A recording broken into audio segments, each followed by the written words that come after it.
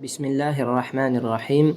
Elhamdülillahi Rabbil alemin. Və salatu və selamu ala Rasulina Muhammed və ala alihi və ashabihi ecma'in. Esselamu aleykum və rahmetullah.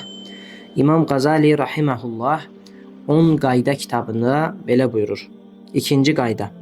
Peyğəmbər sallallahu aleyhi və səlləmin Allahı görürmüş kimi ona ibadət et. Sən onu görməsən də o səni görür buyruğuna görə şirk qoşmadan Allahın əmr və qadağalarına tabe olmalı, salih əməllər edilməli, ibadətə davam edilməlidir və bunları sadəcə Allah üçün etmək gərəklidir. Yəni ki, göstəriş üçün, bəyənilmək üçün edilməməlidir. Sadəcə Allahın rızası üçün bu əməllər edilməlidir. Çünki bizə mükafat və cəza verəcək olan da yalnızca Allah Azze və Cəllədir. Misal olaraq bunu vurğulaya bilərik ki, bəyənilmək üçün əməl edən şəxsin özünü bəyəndirmək istədiyi kəs də fanidir, ölümlüdür. Yalnız Allah Azze və Cəllə əbədi olandır. İbadət və əməllərin yalnız Allah üçün olduğunun ən böyük nişanəsi bütün bunları sadəcə haqqı razı etmək üçün etmək və ondan başqasını görməməkdir. Yəni ki, insanların qınaması, onların səni tərifləməsi səni aldatmasın. Beləcə, şəxs hər hansı yaxşılıq və ibadət edəcəyi zaman insanlara bunu göstərməkdən qaçınar. Çünki yaxşılıq və ibadəti dünyəvi mənfəətə görə edənlər üçün Peyğəmbər sallallahu aleyhi və səlləm pulun köləsi olanlar həlak olsun buyurmuşdur.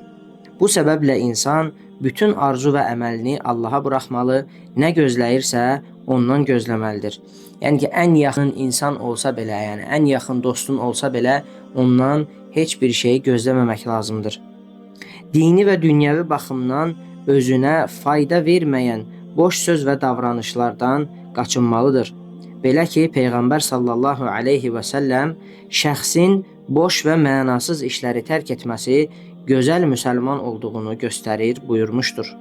Bu anlamsız və boş işlərin başında dində hökmü şübhəli olan şeylər gəlir. Sən bunlardan mümkün mərtəbə qaçın. Belə ki, Peyğəmbərimiz sallallahu aleyhi və səlləm yenə bir hədisi şərifində belə buyurmuşdur. Sənə şübhə verən şeyi burax, şübhə duymadığın şeyə bax. Həmçinin şübhəli şeylərdən çəkinmək də insanın təqvasına bir işarədir. Yəni ki, insan nə qədər şübhəli şeylərdən çəkinərsə, bu onun o qədər təqvalı olduğuna bir işarədir.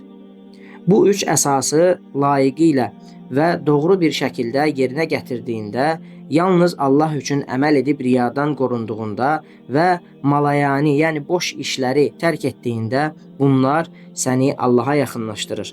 Yəni Allah qatında dərəcənin qalxmağını istəyirsənsə, nə etməlisən? 1. Etdiyin əməlləri sadəcə Allah üçün etməlisən. 2. Riyadan qorunmalısan və 3. Boş işləri tərk etməlisən. Bu halda imam nə deyir? Bunlar səni Allaha yaxınlaşdırır. Beləcə, bədənən dünyada olsan da, ruhən axirətə intiqal etmiş olarsan. Səylərinə və Allah Taala'nın əmr və qadağalarına qarşı göstərdiyin səbat nisbətində Peyğəmbər sallallahu aleyhi və səlləmin dünyada bir qərib kimsə, yaxud bir yolçu kimi ol və özünü qəbir əshabından say hədis-i şərifində buyurduğu şəxslərdən olarsan. İnsanın qənaət dərəcəsi ehtiyaclarını zəruri ölçüdə qarşılaya biləcəyi maddi imkanlarla nə ölçüdə yetindiyi, soyuq və isti günlərdə acılıq və qıtlığın baş göstərdiyi zamanlarda bəlli olar. Belə ki, Peyğəmbər sallallahu aleyhi və səlləm insana belini dikəldəcək qədəri kifayətdir buyurur.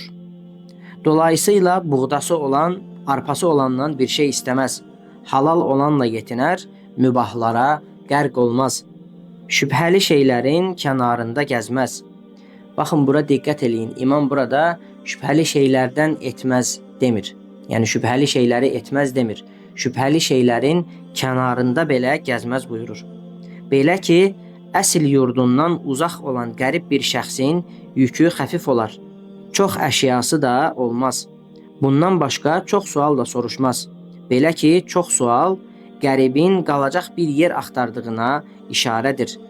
Yolçu kimi olan şəxs özünə soruşulan sualları sürətlə cavablandırıb keçər. Özünə gələnləri və ondan bir şey istəyənləri razı edər və göndərər. Yəni biz də yolçu kimi olmalıyıq.